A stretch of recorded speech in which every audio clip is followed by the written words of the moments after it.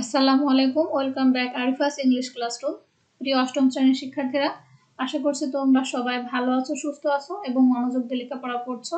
আজকে আমরা experience 3.4.1 time to act মানে এখন অভিনয় করে দেখাতে হবে এমন একটি নাটক লেখা শিখবো আমরা।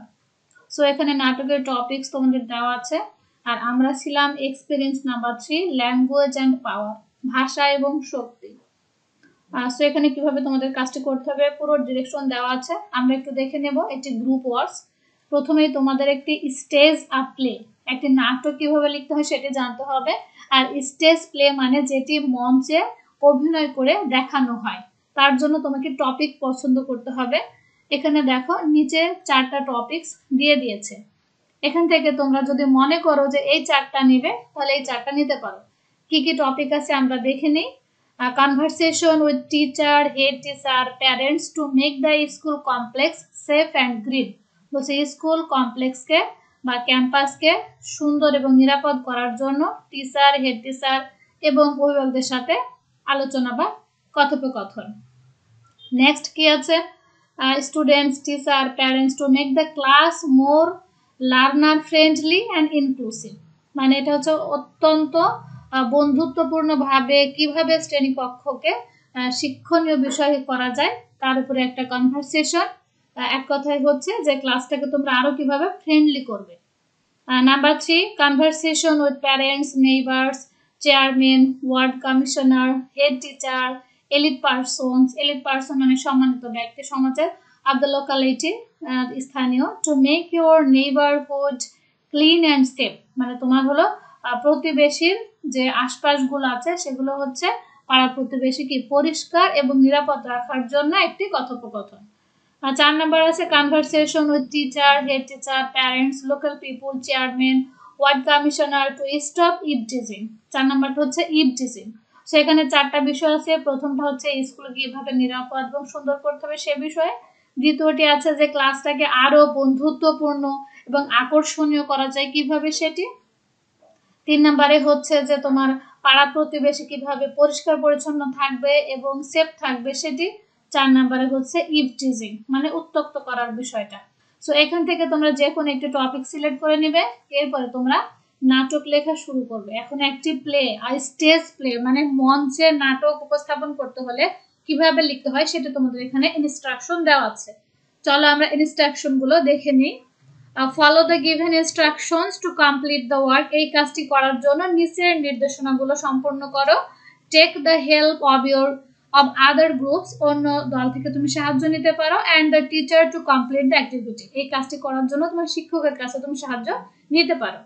সো ফার্স্ট তোমাকে কি করতে হবে, identify the topic of the play. তোমার নাটকের জন্য একটি তোমাকে বিষয় সিলেক্ট করে নিতে হবে। সো পরে 4টা বিষয় দেওয়া আছে, তুমি সেই 4টাও নিতে পারো, আবার ইচ্ছা করলে অন্যটাও নিতে পারো। সো তোমাদের টিচার এখানে যেটা সিলেক্ট করে দেবে তোমরা সেই টপিকের উপরে একটি নাটক লিখবে। দেন তারপরে think about the characters you need for the play. এখন এই নাটকের জন্য তোমার কয়টি চরিত্র লাগবে সেগুলো সম্পর্কে তুমি চিন্তা করো। নেক্সট তারপর decide the nature of the conversations that the characters will engage in during the play. এই নাটকটি মঞ্চস্থ করার সময় মানে মঞ্চে উপস্থাপন করার সময় চরিত্র অনুযায়ী কে কোন কথাবার্তা বলবে তার প্রকৃতি সম্পর্কে তুমি সিদ্ধান্ত নাও বা নিজেকে জড়িত করো। লেটার পরে write the conversations following the features of instrumental পাওয়ার। এবং তোমাকে এখানে ম্যান্ডেটরি দেওয়া আছে যে এই কনভারসেশন তুমি লিখবে কিন্তু পাওয়ার অনুযায়ী। কি পাওয়ার? ইনস্ট্রুমেন্টাল পাওয়ার, যেটা আমাদের এক্সপেরিয়েন্স থির হচ্ছে মূল থিম। যে ইনস্ট্রুমেন্টাল পাওয়ার হচ্ছে যে সমাজে তোমার অবস্থান আপার থেকে লোয়ার ক্লাস মানে কার সাথে কিভাবে কথা বলতে হয় এইটা এখানে তোমাকে মেনটেন করতে হবে। আমরা জানি যে 5টা রুল ছিল আমাদের ইনস্ট্রুমেন্টাল পাওয়ারে, আমি আগের লেসনগুলো এগুলো খুব ভালো করে করিয়ে দিয়েছি। তোমরা আমার চ্যানেল থেকে ভিডিও প্লে লিস্টে সুন্দর করে দেওয়া আছে, সেগুলো দেখে নিও। নেক্সটে আমরা দেখি here arrange the conversations according to act and scene and decide the settings of the play. এখন কি হবে তোমাদের এখানে খেয়াল করো, অ্যারেঞ্জ মানে এখানে তুমি সাজাবে। কি সাজাবে? কথোপকথনটি তুমি যে একটা কথোপকথন করবে, সেটা সুন্দর করে সাজাবে। কি অনুযায়ী? অ্যাক্ট মানে হচ্ছে অভিনয় করে দেখানো। যেহেতু তোমাকে মঞ্চে এটা অভিনয় করে দেখাতে হবে, সেজন্য তোমাকে সাজাতে হবে। সিন মানে কি? দৃশ্য। নাটক নিশ্চয়ই তোমরা দেখেছো, মঞ্চস্থ করা যে নাটকগুলো থাকে, না হলে একটা দেখে নেবে।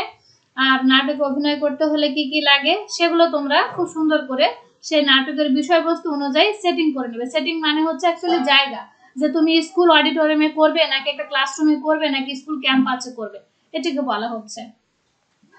আফটারওয়ার্ডস, তারপর make the final draft of the play, সবশেষে তুমি নাটকের একটি ফাইনাল খসড়া নির্মাণ করবে। Finally rehearse as much as possible and stage the play, এবং সবশেষে যতটা সম্ভব তুমি রিহার্স করো। রিহার্স করা মানে হচ্ছে বারবার সেই বিষয়টা আয়ত্তে আনার জন্য প্র্যাকটিস করা। অ্যান্ড ইনভাইট ইউর ফ্রেন্ডস, তুমি দাওয়াত করতে পারো তোমার বন্ধুদের, টিচার, শিক্ষকদের and head teacher to enjoy the play, নাটকটি উপভোগ করার জন্য। আর এখানে তোমাদের সাহায্য নিতে বলা হয়েছে to know more about how to write a stage a play, হচ্ছে একটি নাটক কিভাবে স্টেজে অভিনয় করে দেখাতে হয়, এই বিষয়ে তোমাদের যদি আরো জানার থাকে, take a look at King Lear from the English book grade 6, তাহলে ইংরেজি 6 এর বইতে তোমাদের একটা কিং লিয়ার নাটক দেওয়া ছিল, সেখান থেকে আমরা একটু দেখে নিতে পারি।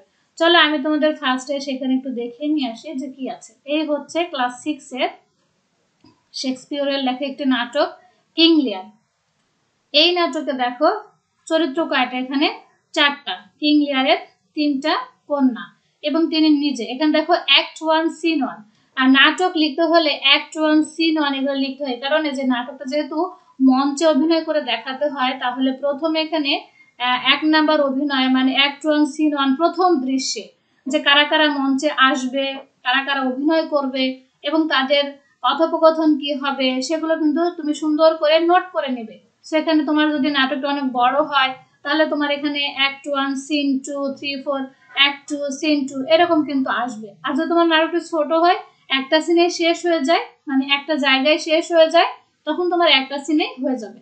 সো নাটক লিখতে হলে তোমাকে এই বিষয়টা খেয়াল করতে হবে। তোমাদের 6 এর বইতে এটা দেখানো ছিল যে দেখো কিভাবে কথা বলা হচ্ছে, যে রাজা কথা বলছেন, তারপরে তার মেয়েরা কথা বলছেন, এভাবে কিন্তু নাটকটি শেষ হয়েছে। তো এভাবে তোমাদের দেখানো হচ্ছে যে নাটক কিভাবে লিখতে হয়, একটা স্টেজ প্লে কিভাবে করতে হয়। তো আমি তোমাদের জন্য উপরে টপিকস অনুযায়ী একটি নাটক সাজিয়েছি, চলো আমরা সেটা দেখে নিই যে কিভাবে আমরা লিখব। সো ফার্স্টে আমরা যেটা দিয়েছি সেটা হচ্ছে অ্যাক্ট 1 সিন 1, না অভিনয় 1 সিনও 1। এখানে কি হবে দেখো, এখানে লিখে দিয়েছি যে inter head teacher and teacher. তো এখানে একটা রুমে তুমি মনে করো যে তোমার নাটকটি যেহেতু তুমি স্টেজ প্লে করবে, অবশ্যই তোমাকে আগে থেকে সিদ্ধান্ত নিতে হবে তোমার ক্লাসরুমে করবে, নাকি তোমার স্কুলের অডিটোরিয়ামে করবে, নাকি তোমার স্কুল ক্যাম্পাসে করবে। সো এখানে তোমার নাটকটি এমনই হবে যে যে সিন অনুযায়ী যারা অভিনয় করবে তাদেরকে ওই সময় প্রবেশ করতে হবে। এই জন্য এখানে লেখা আছে দেখো ইন্টার মানে অ্যাক্ট 1 এবং সিন 1 এ অভিনয়ের দৃশ্য 1 এ হেড টিচার প্রবেশ করছেন এবং তার সাথে শিক্ষক প্রবেশ করছেন। সো এখানে আমি যেটা কল্পনা করেছি যে এখানে প্যারেন্টসরা কি করছেন, বসে আছেন। আর আমাদের টপিকটা কি, আমি টপিক নিয়েছি 1 নাম্বারটা যে কিভাবে আমাদের স্কুল ক্যাম্পাসকে নিরাপদ এবং সবুজ করা যায়, এর জন্য অভিভাবকদের সাথে একটি সমাবেশ। কার সমাবেশ? হেড টিচারের, এবং তার সাথে কে থাকবে? টিচার থাকবে। এখন তোমরা যদি এখানে অন্য নাটক প্লে করো, তাহলে সে অনুযায়ী চরিত্রগুলো সুন্দর করে কিন্তু সাজিয়ে নিতে হবে। সো তাহলে নিশ্চয় বুঝতে পারছো। এখন আমরা দেখি যে এখানে প্যারেন্টস কি বলছে। আসসালামু আলাইকুম স্যার, স্ট্যান্ডিং মানে মনে করো যে প্যারেন্টস গুলো, অভিভাবকগুলো অডিটোরিয়ামে বসে আছে, বা একটা স্কুল তোমাদের ক্লাসরুমে বসে আছে। হেড টিচার আর টিচার যখন রুমে প্রবেশ করছেন, তখন সবাই দাঁড়িয়ে তাকে সালাম দিচ্ছেন, কারণ আমাদের কিন্তু বলা ছিল ওখানে যে আমাদের ইনস্ট্রুমেন্টাল পাওয়ার অনুযায়ী কিন্তু নাটকটি লিখতে হবে, এটিও কিন্তু দেখার বিষয়। সো এখানে ইনস্ট্রুমেন্টাল পাওয়ার কার? আমরা জানি হেড টিচারের, তিনি সম্মানিত ব্যক্তি। আর প্যারেন্টস হচ্ছে সম্মানিত ব্যক্তি, বাট হেড টিচারকে তিনি একটু বেশি সম্মান দেখাচ্ছেন তার বর্তমান পজিশন অনুযায়ী। সো এখানে যতগুলো অভিভাবক আছেন সবাই দাঁড়িয়ে তাকে সালাম দিচ্ছে। এবং নেক্সট হেড টিচার কি বলছেন? ওয়ালাইকুম আসসালাম, প্লিজ হ্যাভ আ সিট, মানে যেহেতু তারা দাঁড়িয়েছিলেন তিনি তার সালামের উত্তর দিলেন এবং বললেন আপনারা বসুন। প্যারেন্টস কি করছে? Thank you sir. As a thank you আমরা দেখেছিলাম যে ইনস্ট্রুমেন্টাল পাওয়ারে কি থাকবে, যারা একটু মানে লো ক্লাসে আছে আপার ক্লাসের চেয়ে তারা একটু কি সম্মান সূচক দেখাবেন এবং কি করবেন সালাম বিনিময় করবেন এবং হচ্ছে পারে তাদেরকে ধন্যবাদ জানাবেন। সো এখানে বসতে বসতে অভিভাবকরা বলছেন যে থ্যাংক ইউ, তারপরে বসে পড়লেন। সো এখানে হেড টিচার এবার উঠে দাঁড়াবেন।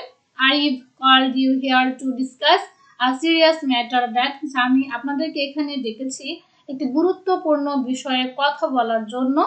The school campus safe and green, সেটা হচ্ছে কিভাবে মানে আমাদের এই স্কুল ক্যাম্পাসটাকে আমরা নিরাপদ এবং সবুজ করতে পারি। প্যারেন্টসরা বলছে but sir what can we do in this matter, বলছে যে কিন্তু আমরা এই বিষয়ে কি করতে পারি স্যার। হেড টিচার বলছেন we need to work together to make our school complex safe and green, আমরা সবাই মিলে একসাথে আমাদের এই স্কুলটাকে নিরাপদ এবং সবুজ করার জন্য কাজ করতে পারি। প্যারেন্টস বলছে ইটস আ গ্রেট আইডিয়া, এটা খুব ভালো ধারণা, but how can we do it, কিন্তু আমরা কিভাবে এটা করতে পারি। সো হেড টিচার কি বলছেন, ফার্স্টলি প্রথমত we should wall aware of this matter, আমাদের প্রত্যেককে এই বিষয়ে সচেতন হওয়া উচিত। ইফ উই ওয়ান্ট, আমরা যদি চাই our children will be a educated person, আমাদের সন্তানরা শিক্ষিত হবে। So environment is most important, তাহলে পরিবেশ হচ্ছে খুবই গুরুত্বপূর্ণ। It is our duty to ensure our school complex safe and green, এটা হচ্ছে আমাদের দায়িত্ব যে আমরা আমাদের এই যে শিক্ষা প্রতিষ্ঠানটাকে স্কুলটাকে নিরাপদ এবং সবুজ করতে পারি, নিশ্চিত করতে পারি। I would also like to say you that, আমি আপনাদেরকে আরো বলতে চাই যে your children is the future of our nation, আপনাদের সন্তানই হচ্ছে আমাদের দেশের ভবিষ্যৎ। সো সুতরাং all of you plant at least one tree in my school campus in the rainy season, সুতরাং আপনারা প্রত্যেকে বর্ষায় অন্তত একটি করে হলেও আমার স্কুল প্রাঙ্গণে গাছ লাগাবেন। ইউ নো দ্যাট, আপনারা জানেন যে tree is the best friend of mankind, মানুষের জন্য গাছ হচ্ছে সবচেয়ে ভালো বন্ধু। It gives us not only shade but also oxygen, এটি মানে গাছ যে শুধু আমাদেরকে ছায়া দান করে তা নয়, বরং তিনি আমাদেরকে অক্সিজেনও দান করেন। সো দ্যাট, যাতে উই ক্যান লিভ, আমরা বাঁচতে পারি। So trees make our school safe and green, সুতরাং এভাবে গাছগুলো আমাদের স্কুলকে নিরাপদ করবে এবং সবুজ করবে। এবার প্যারেন্টস কি বলছে, থ্যাংক ইউ স্যার, আপনাকে ধন্যবাদ sir. Together we can make our school complex safe and green, আমরা সবাই মিলে একসাথে আমাদের স্কুল ক্যাম্পাসটাকে সুন্দর করতে পারি, সেফ করতে পারি, নিরাপদ করতে পারি এবং সবুজ করতে পারি।